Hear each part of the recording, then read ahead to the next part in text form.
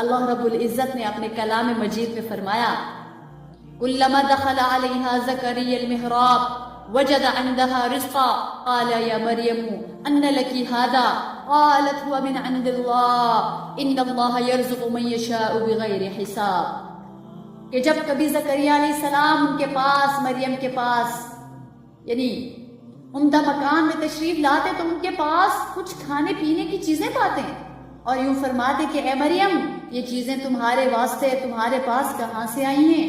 وہ کہتی اللہ تعالیٰ کے پاس سے آئی ہیں، بے شک اللہ تعالیٰ جس کو چاہتے ہیں بلا حساب کے رزق عطا فرماتے ہیں۔ اللہ اکبر۔ لہذا حضرت زکریا علیہ السلام نے حضرت مریم علیہ السلام کو مسجد کے ایک عمدہ محفوظ کمرے میں بٹھا کر اس کمرے کو بند کر لیا کرتے تھے، اس کو لوک لگایا کرتے تھے۔ جب آپ کہیں جاتے تو اس کمرے کو تالا لگا کر جاتے، جب واپس آتے ان کے پاس آتے تو ان کے پاس کچھ کھانے کی تازہ چیزیں وہ پاتے تھے۔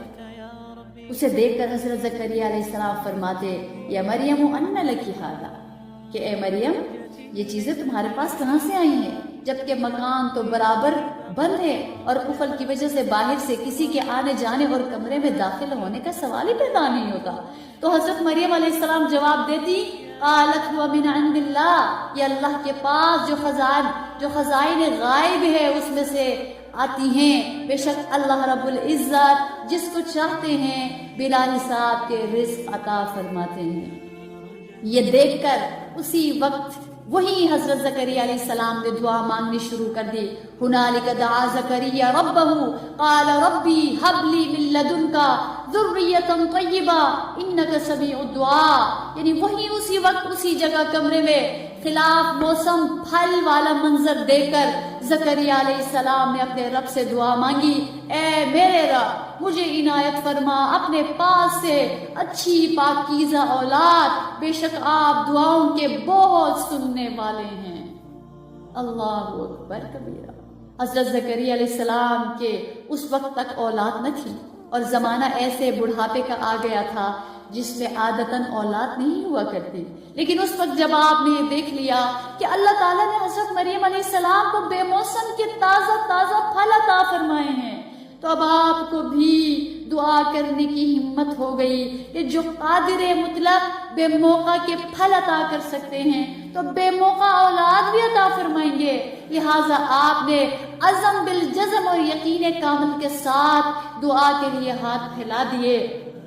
بڑھاپے کی انتہائی حدود میں پہنچ جانے کے باوجود ان کی دعا اللہ رب العزت نے قبول فرمائی اور پاکیزہ اولاد کی بشارت سناتے ہوئے فرمایا یا زکریا انا نبشرک بغلام اسمہ یحییٰ، اے میرے بندے زکریا آپ ایک بچے کی خوشخبری سن لے جس کا نام بھی میں نے رکھ دیا اور نام یحییٰ رکھ دیا ہے۔ اللہ اکبر، کتنی بڑی بات ہے۔ تو اس سے یہ معلوم ہوا کہ اللہ تعالیٰ جب کسی کو کھلانے یا کچھ دینے کا ارادہ فرما لیتے ہیں تو پھر دنیا کی کوئی طاقت اسے روک نہیں سکتی، کہ یہ اللہ کی قدرت کو، یعنی مطلب یہ ہے کہ اللہ کی قدرت کو بھول کر زندگی نہیں گزارنی چاہیے۔ مال و دولت، عیش و آرام، یہ چیزیں ہمیشہ رہنے والی نہیں ہے، امید و بیم لیے ہوئے زندگی بسر کرنی چاہیے۔ ایک یہ بات، اور اس سے یہ بات بھی معلوم ہوئی کہ دعا میں سب سے بڑی چیز اخلاص کے ساتھ حسن ظن، پختہ ارادہ اور کامل یقین ہے۔ لہٰذا دعائیں مانگتے وقت جتنا اعتماد کامل، پختہ ارادہ اور یقین ثابت ہوگا اتنی ہی دعائیں قبول ہوتی چلی جائیں گی۔ دعا مانگنے والا چاہے نیک اور صالح ہو یا گنہگار ہو، یہ اصول سب کے لیے ہے، اس لیے دعا کے وقت اس چیز کو ہمیشہ ہمیں ذہن میں رکھنا چاہیے۔